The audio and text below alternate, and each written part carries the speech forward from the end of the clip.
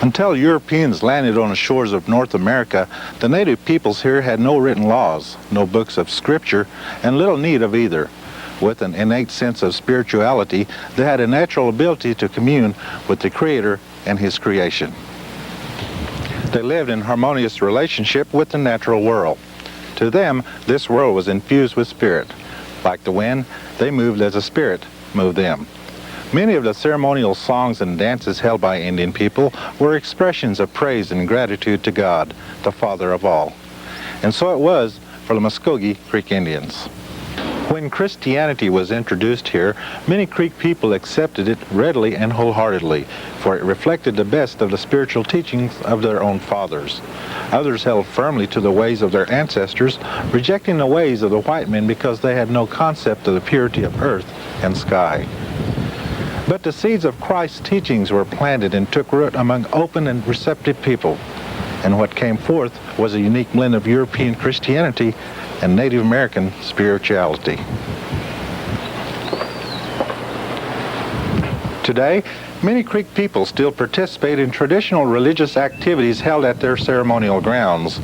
Many more, however, attend worship services at one of the 70 small Indian churches in the Creek Nation. Their patterns of praise, worship, and fellowship still reflect the ancient roots of the Muskogee Way. Let us learn more of these ways as we examine the praise of our fathers, spiritual traditions of the Muskogee Creek people.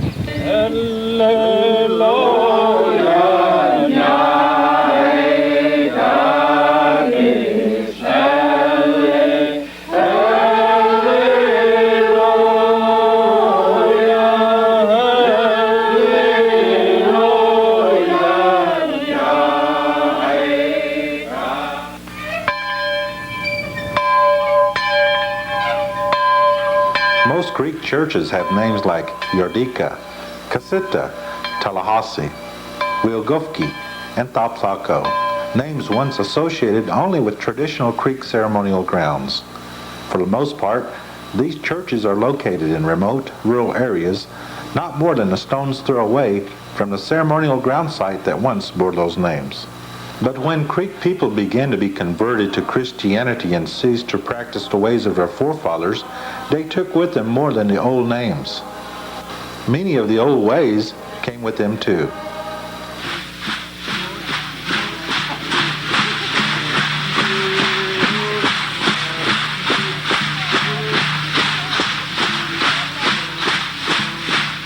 Today, there are only a dozen or so active Creek ceremonial grounds in eastern Oklahoma. These are all that remain of the once mighty network of tribal towns that made up the Creek Confederacy in ancient times. During the spring and summer months, traditional ceremonies are still held here. The Green Corn Celebration, known to the Creek people for nearly 2,000 years, is the highlight of the ceremonial season. It is a time for renewal and rededication, a time for thanksgiving and preparation for a new year. Fasting is an essential part of the ceremony, and prayers are offered to Ibofunga, one of the Creek names for God, which literally means overseer. During the green corn days, old wounds are healed and past mistakes are forgiven. A fire burns at the center of these ceremonial sites, fed by 4 logs pointing in the 4 directions. 4 brush arbors containing bent seats form a square around the fire. The main arbor faces east, toward the rising sun. This is where the Miko, the spiritual leader of the community, is seated, along with his council. 2 of his assistants, called deacons, carry out the Miko's instructions and make sure that everyone takes his or her proper place. Around the outer perimeter of the grounds are permanent campsites, maintained by the families who are regular members of each ground. During his long lifetime, Jorge Kosar Sr., now deceased, participated in ceremonial ground activities and also pastored a church for 13 years. In an interview taped in 1983, he shared some of his own experiences in the 2 traditions. Well, this ceremonial ground, my thinking is That was our old tradition that come from Alabama, and that's all we didn't know. That was a church. That was telling to me through my elder people, my kinfolk, or my mother and her mother, all those that tell me that that was their religious. And I do believe a whole lot about this ceremonial, because I says, I'm Christian, but I don't fast. I just sitting up there and probably fast an hour and a half, 2 hours. I thought I fast. But where ceremonial ground, they fast all day long. And they got more power than I have. I want my children to understand all about our Indian heritage and Indian Creek life. That's why every once in a while these boys of mine want to go to Storm Dance. I'll pick them up and take them down there, and I'll sit around in the car until it's over with. All the churches, all the Creek churches face east, and that was kind of like the beginning. It's always the beginning, the sunrise, the beginning of life. And so that was why the churches are facing east, and that's my understanding toward it. And it always something typifies in fours. Usually it's like the four directions, or maybe the four spirits, or something to that effect. But over the period of time when there were some good things that came from the Creek, and they tried to put it together with Christianity, and so a lot of things are done in fours. And my understanding was that the fourth Sunday, what we call the fourth Sunday now, started back there when there was like one missionary, one person.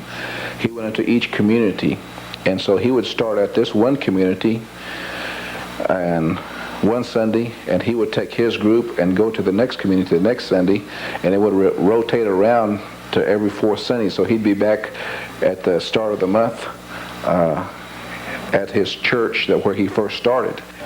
And that early days church, people used to come to church in the wagon.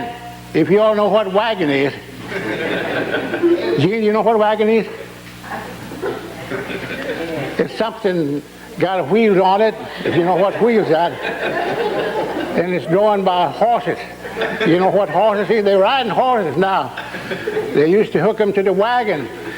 And when they go to church, they had hay and corn in the wagon, and people get in there, and dogs would take a lead. Dogs know how to go to church better than the people did. They used to take a lead to the church. And the people that live close to the church house, when they hear the bell ring, the dogs get up to the church house. They say the dog don't know anything, but they know more about when they go to church than some people. Now, when those people that rode in the wagon, we come 10 miles to go to church. That black cloud, we didn't have no weather report then. We went anyway. And when it come a rain, we'd stop in some houses. Then after the rain, we'd go on. And when we got there, they had to cut wood, because it's too far to go and get it ready before time. And the houses, you could look through the floor. The walls, you could look through. It was poor houses. They had to build a fire by wood stove, kerosene lamp. Finally, about just about dark. They'd have everything ready. And there were camp houses around the Indian churches. If you go around the Creek churches today, you'll still see these. There may be up to 10 or 11 camp houses in a circle around the church where families either live on the campus or come for the church on fourth Sunday and camp, like they did at the ceremonial grounds. So they came far and near, and they started from Wednesday. They met Wednesday night, Thursday night, Friday, Saturday, and Sunday. And they would spend that whole week there as they came in wagons and horseback. Friday night they'd have preaching. Then Saturday, maybe if they had to get groceries, maybe they'd go out about half a day to town or something, like that. And Saturday night, Saturday early, about 4 o'clock, they'd come in, be right on church premises. And Saturday night, they'd have what they call a testimony service, each one individually. And then if it was a fourth Sunday, we call it fourth Sunday, why they'd have their service on Sunday morning, Saturday night, Sunday morning, all day, and then Sunday night. And on Saturday night, they'd ask the church, the members, if there's anything against one another, some disagreement, maybe some kind of a dispute or something that they had. If they did, but before they can, the scripture, that's what it says, you bring your gift to the altar. If you remember that you have something against your brother, leave it there and go and reconcile with him, and then come back and offer it. So that's the way they'd do. The people would, see them 2 or 3 go out. They'd shake hands. Some would be crying when they come in. But anyway, that's the way they did, because they're getting ready for take of the communion, the bread, And they didn't want to see anybody have anything against one another. And then after that, after the communion, then they'd shake hands before they dismiss. I've seen a lot of them, they just shed tears and hug one another, And I thought that was wonderful, but today it's kind of different. It's getting a little different, yeah. Our church is kind of like we've kind of become more, maybe what you might want to call, say, assimilated in a sense, and we still have some traditional creek singing and things like that. We still keep with the traditional fourth Sunday, except not in the same way as they did, but we just meet on Saturday night and Sunday. We have church all day long. We start church around 10 o'clock, and we have visiting preachers that come in, and all the visiting preachers, they get to speak during the day.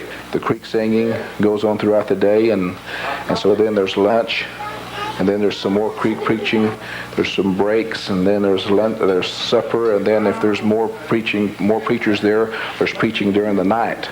And our churches have been known to go to about 1 o'clock Monday morning sometimes, so it depends on how the people want it and what they really want to get out of their 4 Sundays.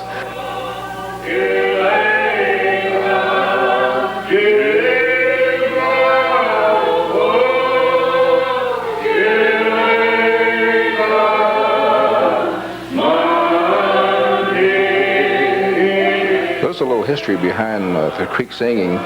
The words are just been naturally given by some of the people who have been talented to have the lyrics in the songs, and the tunes, you just have to memorize it. You can't pick it up or any other way. It just something, when you memorize it, it just stays with you. You begin to realize what the words mean, and you understand where the song has come from. And if you talk to an older say Creek that knows these songs, that have known the development of these songs, they really relate to like the Trail of Tears, some hard times that they've gone through.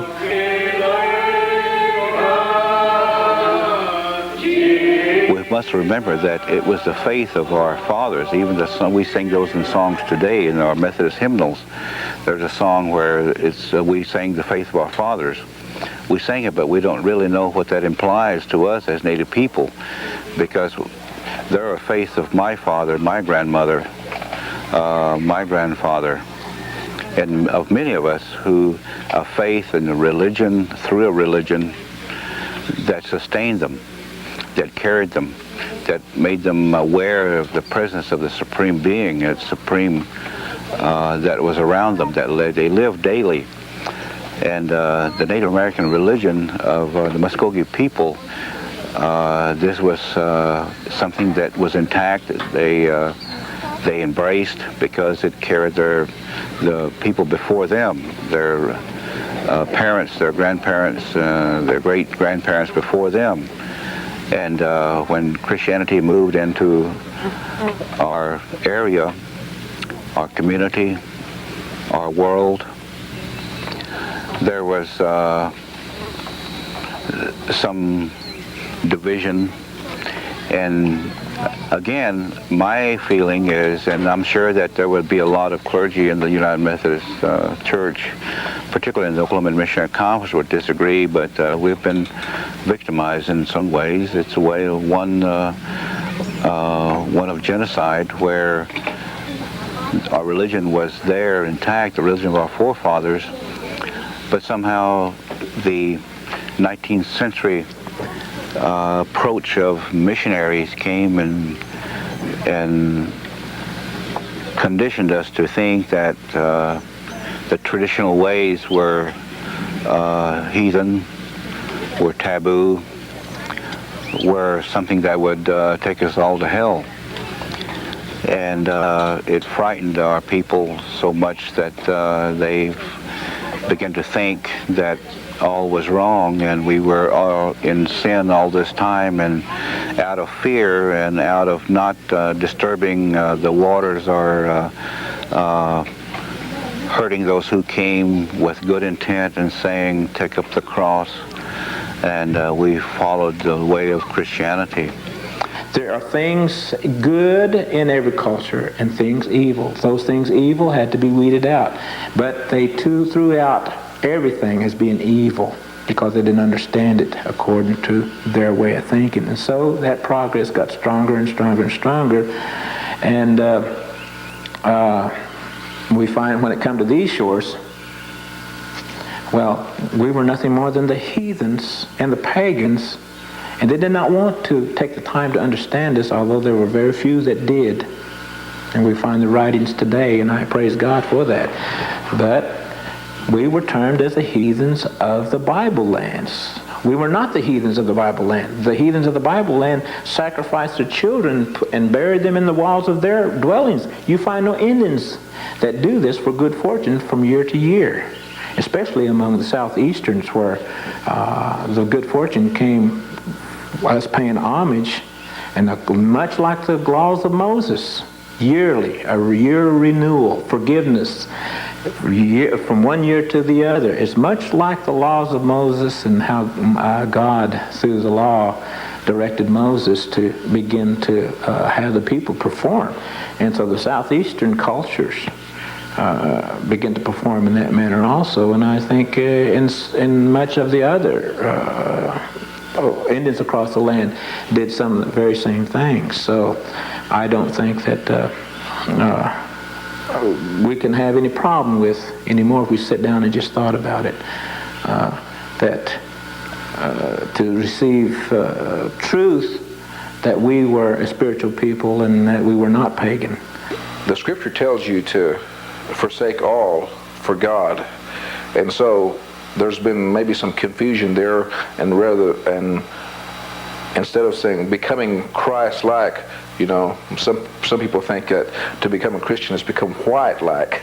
And this scripture came up on me. Psalms 133 says, "Behold how good and how pleasant it is for brethren to dwell together in unity." I always say that there'll never be, as long as we don't have an understanding, we're going to have a problem. That's right. Amen. Amen. Our purpose is to create a reconciliation and to reclaim some esteem that is spiritually based, and promote some reconciliation between Christians. I'm not talking about your traditional Christian idea, which is missionary, that set at odds our people, but to get the essence idea of real Christianity without all the man's ideas and doctrines, and go and promote reconciliation to our ceremonial people and say, hey, you haven't missed it, it's just that you haven't been taught.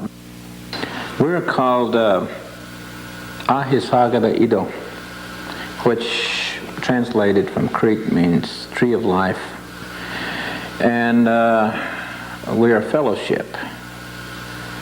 And the reason why we come up with this name is because it's an ancient name, not really coming from the Creek aspect, but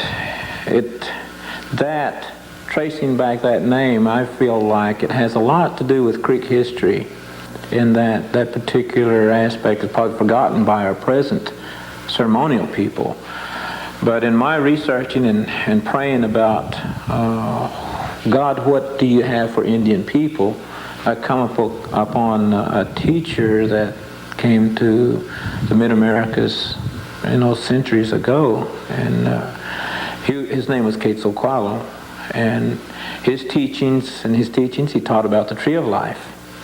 And that teaching came up through the Mississippi Basin and from the West. By using this and being a Christian group also, Indian Christian group, we wanted to keep something that was very ethnic to us.